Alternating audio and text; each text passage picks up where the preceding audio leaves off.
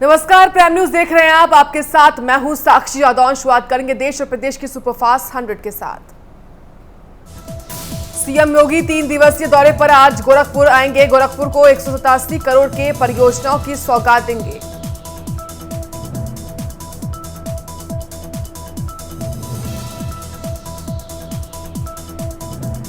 अन्य परियोजनाओं में कस्तूरबा गांधी आवासीय विद्यालय परिसरों में प्रस्तावित छात्रावास और चौरी चौरा विधानसभा क्षेत्र में मिनी स्टेडियम का शिलान्यास कार्यक्रम शामिल है। कार्यक्रम में उप मुख्यमंत्री डॉक्टर दिनेश शर्मा भी मौजूद रहेंगे।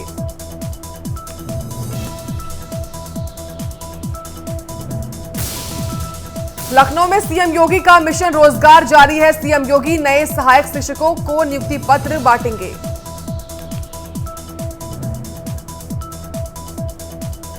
सीएम योगी 6,696 सहायक शिक्षकों को नियुक्ति पत्र बांटेंगे। दोपहर 2 बजे लोक भवन में कार्यक्रम का आयोजन होगा।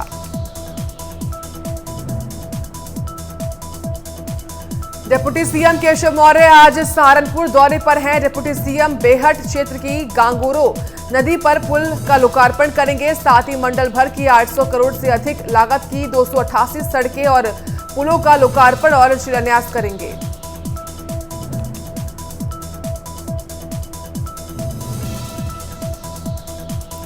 मायावती ने 23 जुलाई से होने वाले ब्राह्मण सम्मेलन का नाम बदल दिया है। बसपा ने ब्राह्मण सम्मेलन का नाम बदलकर प्रबुद्ध वर्ग के सम्मान में विचार गोष्ठी कर दिया है। 23 से 29 तक अलग अलग जिलों में होगा गोष्ठी, जिसको लेकर जिलों के नाम और तारीख तय कर दी गई है। पार्टी इन सम्मेलनों की शुरुआत 23 जुलाई को कर रही है।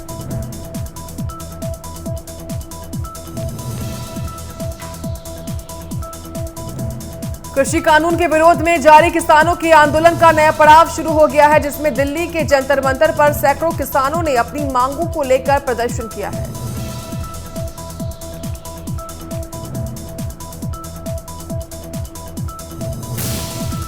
यूपी में अगले साल होने वाले विधानसभा चुनाव से ठीक पहले सूबे की योगी सरकार ने प्रदेशवासियों को फ्री वाईफाई देने का फैसला किया है। सरकार की ओर से फ्री वाईफाई की सुविधा 17 शहरों की 217 जगहों पर दी जाएगी। सीएम योगी ने फ्री वाईफाई लगवाने के लिए जगहों की पहचान करने के भी निर्देश दे दिए हैं। योगी सरकार ने लखनऊ, कानपुर, आगरा, अलीगढ़, वाराणसी समेत 17 जिलों में वाईफाई लगवाने का फैसला लिया है। इससे पहले भी यूपी की योगी सरकार पहले से कई जगहों पर फ्री वाईफाई की सुविधा दे रही है, लेकिन इसमें जो खामियां हैं उसे भी तत्काल ठीक करने के निर्देश दिए गए हैं। सरकार की ओर से फ्री वाईफाई की इस सुविधा खासतौर से बस स्टैंड, रेलवे स्टेशन, तहसील कचहरी, ब्लॉक और रजिस्ट्रार कार्यालय के आसपास दी जाएगी। इसके अलावा ये भी तय हुआ है कि जो बड़े शहर होंगे वहां 2 जगहों पर और छोटे शहरों में 1 जगह पर फ्री वाईफाई दिया जाएगा। उत्तर प्रदेश सरकार के सभी ग्राम पंचायतों में ग्राम पंचायत कार्यालय सचिवालय की स्थापना की जाएगी और प्रत्येक ग्राम सचिवालय में एक कंप्यूटर ऑपरेटर की तैनाती भी की जाएगी।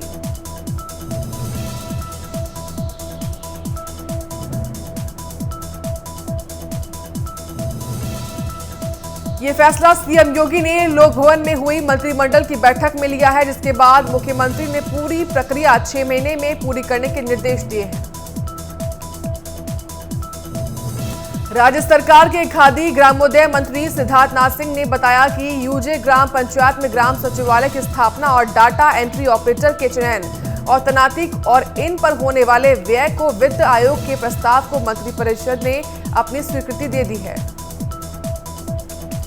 सिद्धार्थनाथ सिंह ने आगे बताया कि ग्राम पंचायतों में 58,189 पंचायत सहायक डाटा एंट्री ऑपरेटर की तैनाती होगी, जिससे प्रत्यक्ष रूप से रोजगार सृजन होगा। पंचायत सहायक डाटा एंट्री ऑपरेटर को 6,000 रुपए प्रतिमाह मानदेय देगा। मंत्री सिद्धार्थनाथ सिंह ने बताया कि 58,189 ग्राम पंचायतों के सापेक्ष अभी तक लगभग 16,000 ग्राम पंचायत अधिकारी और ग्राम में विकास अधिकारी के पद सृजित हैं। इसके सापेक्ष लगभग 10,000 कर्मचारी कार्यरत हैं।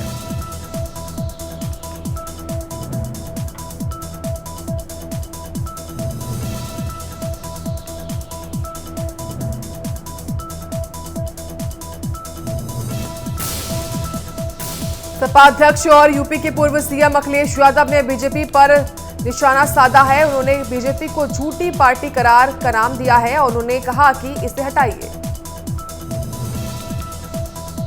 पूर्व मंत्री मनोहर लाल की प्रतिमा का अनावरण करने के बाद उपस्थित समूह को संबोधित करते हुए अखिलेश यादव ने कहा कि बीजेपी के लोग झगड़ा लगाने का काम करते हैं। अखिलेश यादव ने बीजेपी पर हमला बोलते हुए कहा कि बीजेपी ने पंचायत चुनावों में नोट का इस्तेमाल किया है और ब्लॉक प्रमुख और जिला पंचायत अध्यक्षों के पद हथिया लिए। बीजेपी ने सरकारी संस्थाओं को भी बेच दिया। सुल्तानपुर में रेलवे परिसर के बाहर एक संदिग्ध बैग मिलने से हड़कंप मच गया। बताया जा रहा है कि रेलवे स्टेशन के प्लेटफॉर्म पर एक लावारिस बैग मिलने से लोगों में अफरा तफरी का माहौल बन गया।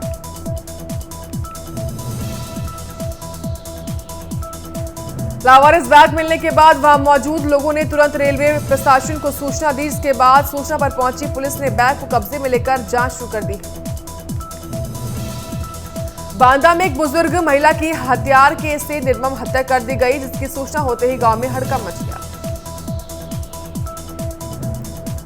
सूचना पर पहुंची पुलिस ने शव कब्जे में लेकर पोस्टमार्टम के लिए भेज दिया है। फर्रुखाबाद में मामूली कहासुनी पर दो पक्षों में मारपीट हो गई, जिसमें एक पक्ष ने दूसरे पक्ष के लोगों को की अधेड़ मारकर हत्या कर दी। मारपीट की सूचना पर पहुंची पुलिस ने शव को कब्जे में लेकर पोस्टमार्टम के लिए भेज दिया है और 2 आरोपियों को गिरफ्तार कर कार्रवाई शुरू कर दी गई है। जालौन में एक भीषण हादसा हो गया, जिसमें अज्ञात वाहन ने एक युवक को जोरदार टक्कर मार दी, जिसमें युवक की मौके पर मौत हो गई। हादसे की सूचना पर पहुंची पुलिस ने शव को कब्जे में लेकर पोस्टमार्टम के लिए भेज दिया है और पूरे मामले की तफ्तीश शुरू कर दी गई है। बुलंदशहर में मामूली कहासुनी को लेकर 2 पक्षों में खूनी संघर्ष हो गया। मारपीट में दोनों पक्षों में जमकर लाठी डंडे चले, जिसमें 2 महिला समेत 4 लोग हुए घायल। सूचना पर पहुंची पुलिस ने सभी घायलों को अस्पताल में मेडिकल उपचार के लिए भर्ती करवा दिया है।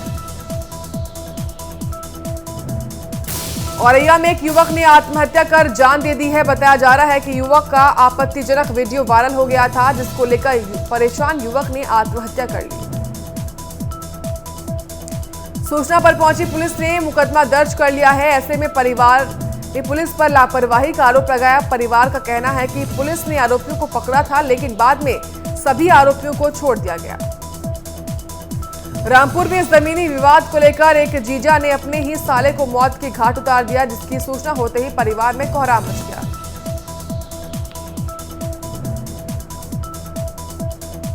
सूचना पर पहुंची पुलिस ने शव को कब्जे में लेकर पोस्टमार्टम के लिए भेज दिया है और आरोपियों को गिरफ्तार कर कार्रवाई शुरू कर दी गई है।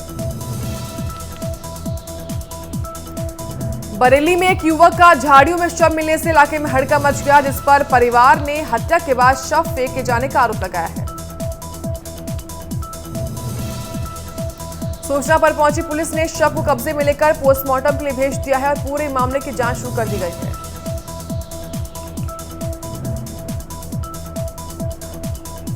मथुरा में भीषण हादसा हो गया, जिसमें एक कार बेकाबू होकर नहर में जा गिरी। इसके बाद कार में सफर करे 3 युवकों ने अपनी जान गंवा दी।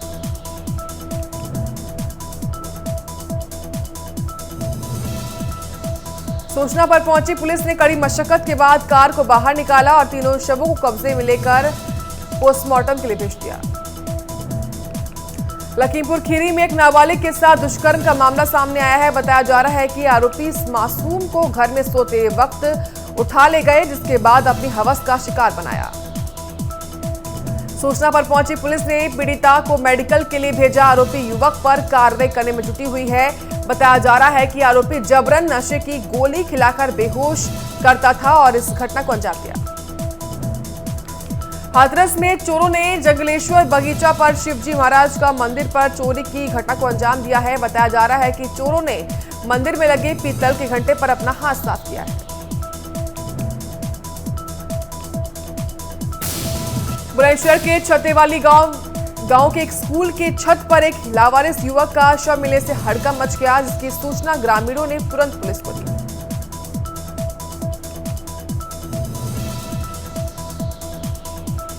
सूचना पर पहुंची पुलिस ने लावारिस शव को कब्जे में लेकर पोस्टमार्टम के लिए भेज दिया है और इस पूरे मामले में तफ्तीश शुरू कर दी गई है। बुलंदशहर का एक वीडियो सोशल मीडिया पर वायरल हो रहा है, जिसमें एक युवक धड़ल्ले से गांजा की तस्करी करता हुआ दिखाई दे रहा है।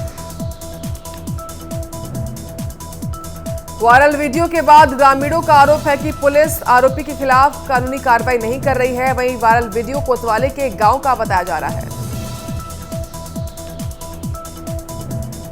सोनभद्र के बीना पुलिस चौकी के पास रहने वाली एक मासूम की इलेक्ट्रिक ट्रेन से कोयला उतारते वक्त करंट लगने से मौके पर मौत हो गई। इसकी सूचना होते ही परिवार में कोहराम मच गया। सूचना पर पहुंची पुलिस ने शव को कब्जे में लेकर पोस्टमार्टम के लिए भिजवा दिया है और बताया जा रहा है कि सिग्नल ना मिलने से ट्रेन आउटर पर ही खड़ी थी। इसमें करंट आने से हादसा हो गया। मैनपुरी में एक भीषण हादसा हो गया है, जिसमें एक प्राइवेट बस डिवाइडर के किनारे बोर्ड के खंभे से टकरा गई, जिसमें मौके पर ही एक युवक की मौत हो गई और 24 लोग जख्मी हो गए। मौत की सूचना होते ही परिवार में कोहराम मच गया। सूचना पर पहुंची पुलिस ने शव को कब्जे में लेकर पोस्टमार्टम के लिए भेजा है। ग्रेटर नोएडा में एक पारिवारिक कलह के चलते एक महिला ने नहर में छलांग लगाकर आत्महत्या करने की कोशिश की है। हालांकि गनीमत ये रही कि पुलिस की तत्परता से महिला को सुरक्षित बाहर निकाला गया। बताया जा रहा है कि परिवार में कलह से महिला परेशान थी, जिसके बाद महिला ने आत्महत्या करने की कोशिश की। ये पूरा मामला दादरी के कोट पुल का है। आगरा में एक ही परिवार के 4 लोगों की मौत के बाद हड़कंप मचा हुआ है। बताया जा रहा है कि महिला और उसके 3 बच्चों की गला रेत कर निर्मम हत्या कर दी गई। सूचना पर पहुंची पुलिस ने सभी शवों को कब्जे में लेकर पोस्टमार्टम के लिए भेज दिया है और पूछताछ का दौर पुलिस का शुरू हो चुका है। ऐसे में पुलिस ने कहा कहना है कि पूरे मामले की जांच चल रही है। आरोपी जल्द ही पुलिस की गिरफ्त में होगा।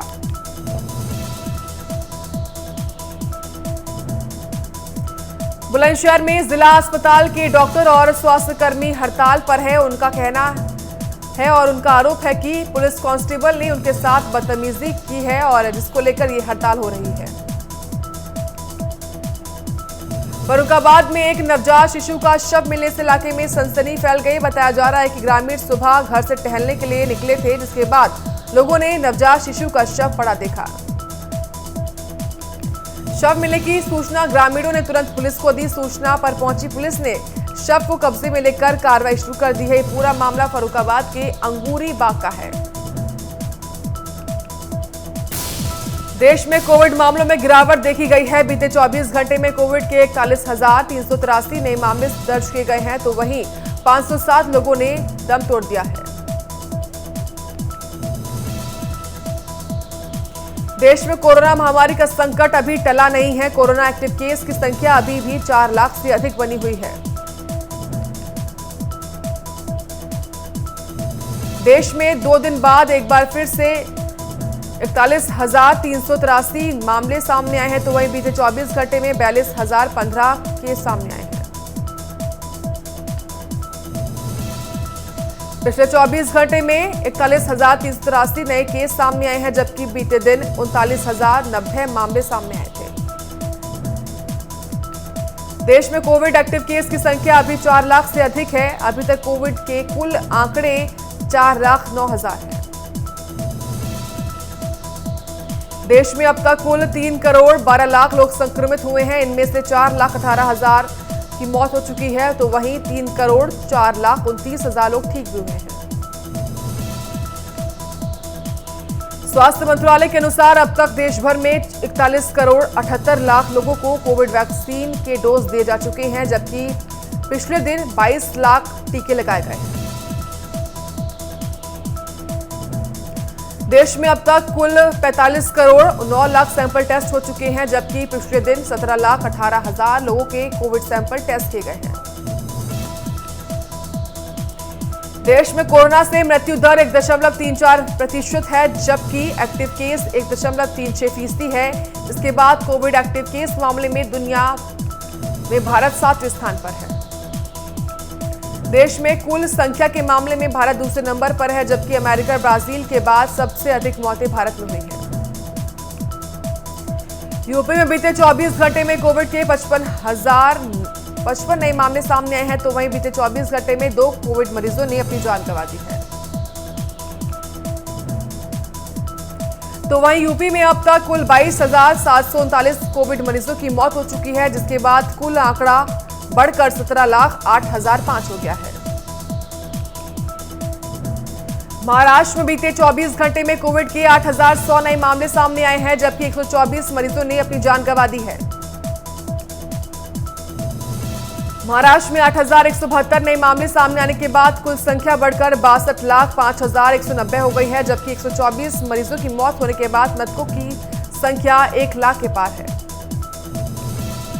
मध्य प्रदेश में कोरोना के 15 नए मामले सामने आए हैं, तो वहीं बीते 24 घंटे में 221 मरीजों ने अपनी जान गंवा दी है।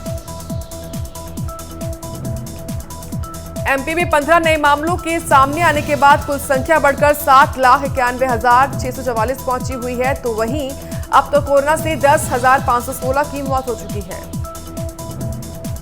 राजस्थान में बीते 24 घंटे में कोविड के 22 नए मामले सामने आए हैं। इनमें उदयपुर से 6, बांसवाड़ा से 4, जयपुर से 3 मामले हैं। राज्य में अब तक 8,951 लोगों की मौत हो चुकी है।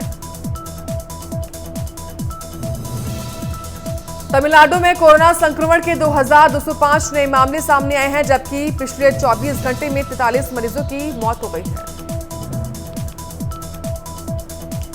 बीते 24 घंटे में 2,205 मामले सामने आने के बाद संख्या बढ़कर 25,33,323 पहुंची है।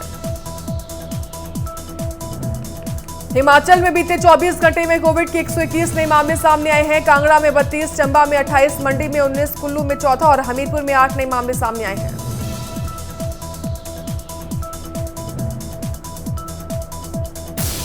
रामनगर में करंट की वजह से एक महिला की मौत हो गई, जिसके बाद परिवार में कोहराम मच गया। महिला की इस मौत की सूचना होते ही गांव वालों की भारी भीड़ इकट्ठा हो गई। बताया जा रहा है कि महिला अपने घर में साफ सफाई का काम कर रही थी, जिसके बाद करंट लगने से महिला की मौत हो गई। उत्तरकाशी के नौगांव में पुलिस ने शराब और हुक्का पीते 4 को गिरफ्तार किया है, जिसके बाद पकड़े गए आरोपियों के पास से करीब 20 लीटर कच्ची शराब बरामद हुई है।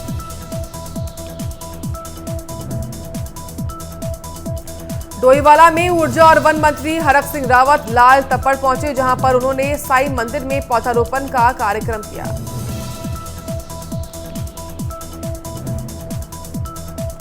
पौधारोपण के बाद मंत्री हरक सिंह रावत ने कहा कि हरेला पर्व के मौके पर ही हर व्यक्ति को पौधारोपण करना चाहिए।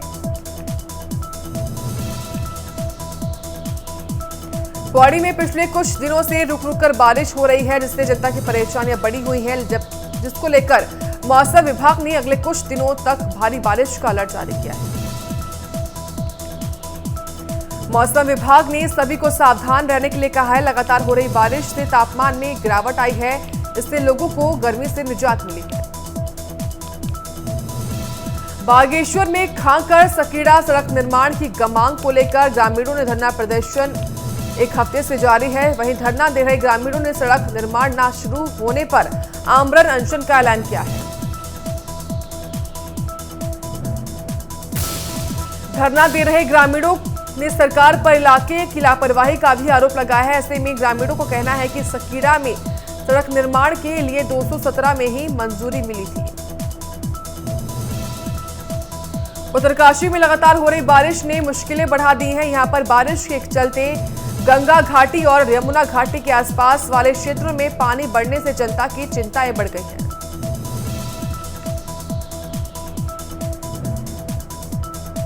लगातार हो रही बारिश ने सभी ग्रामीण परेशान हैं और ऐसे में धरासू यमुनोत्री राष्ट्रीय राजमार्ग पर जगह जगह भूस्खलन होने से के चलते राजमार्ग भी बंद हो गया है।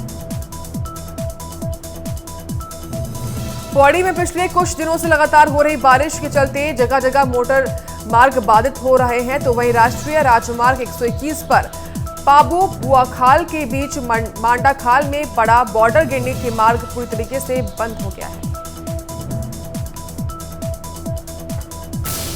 भूस्खलन के बाद आपदा विभाग की टीम लगातार राहत कार्य करने में लगी हुई है और ऐसे में सहायक अभियंता ने बताया कि मार्ग को खोलने के लिए पत्थर के कटान का कार्य शुरू हो गया है और जल्द ही मार्ग को खोलने का काम पूरा कर दिया जाएगा। यूपी में बारिश को लेकर मौसम विभाग ने हाई अलर्ट जारी कर दिया है। प्रदेश के 34 जिलों में येलो से लेकर ऑरेंज अलर्ट जारी किया गया है। फिलहाल यूपी को गर्मी से तो राहत मिल गई है।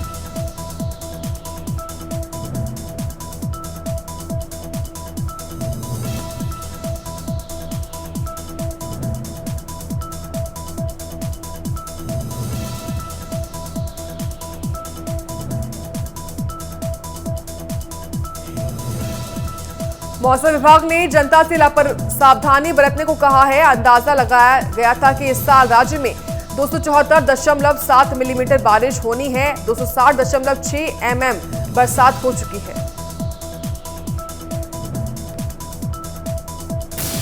तेल कंपनियों ने ईंधन के रेट जारी कर दिए हैं। पेट्रोल डीजल के दामों में राहत की खबर यह है कि पिछले 5 दिनों से डीजल पेट्रोल के दामों में बढ़ोतरी नहीं हुई है। देश की राजधानी दिल्ली में पेट्रोल का दाम 101 रुपए 84 पैसे है, तो वहीं डीजल का रेट 89 रुपए 87 पैसे है।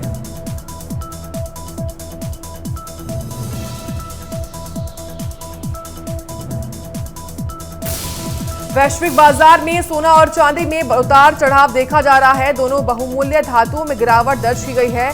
सोने में भारी गिरावट दर्ज की गई है। बाजार में गिरावट के बाद 10 ग्राम सोना 1.7% की गिरावट के साथ 48,780 पर है, तो वहीं चांदी की बात करें तो 0.16% की गिरावट के साथ 1 किलो चांदी 68,840 रुपए में बिक रही है। करण जौहर ने इंस्टाग्राम पर एक पोस्ट करके लिखा है कि मुझे लगता है कि मैं सिर्फ इंस्टाग्राम को ही डेट करूंगा, कोई दूसरा पार्टनर मुझे लाइक, ब्लॉक, अनफॉलो और फिर फॉलो करने की अनुमति नहीं देगा। करण के जेंडर को लेकर बातें जरूर हुई हैं, पर उनकी लव लाइफ पर शायद ही कोई खबर सुनने को मिली है। हालांकि 2015 में ट्विंकल खन्ना की पहली किताब के लॉन्च के वक्त करण ने बताया था कि वो ट्विंकल से प्यार करते थे। ये उनके स्कूल के समय की बात है। सारा अली खान ने अपनी family picture social media account पर शेयर की है। अभिनेत्री ने अपने पिता सैफ अली खान और भाइयों इब्राहिम अली खान, तैमूर अली खान और बेबी जेह के साथ एक तस्वीर पोस्ट की है। फोटो में देखा जा रहा है कि एक्ट्रेस के साथ पिता सैफ अली खान, उनके भाई इब्राहिम, तैमूर और जेह दिखाई दे रहे हैं, जहां सभी तस्वीर क्लिक कराते हुए पोस्ट कर रहे हैं। तस्वीर में जहां तैमूर पापा सैफ की गोद में बैठे हुए हैं और इब्राहिम जमीन पर, वहीं सारा अली खान की गोद में छोटे जेह को देखा जा रहा है।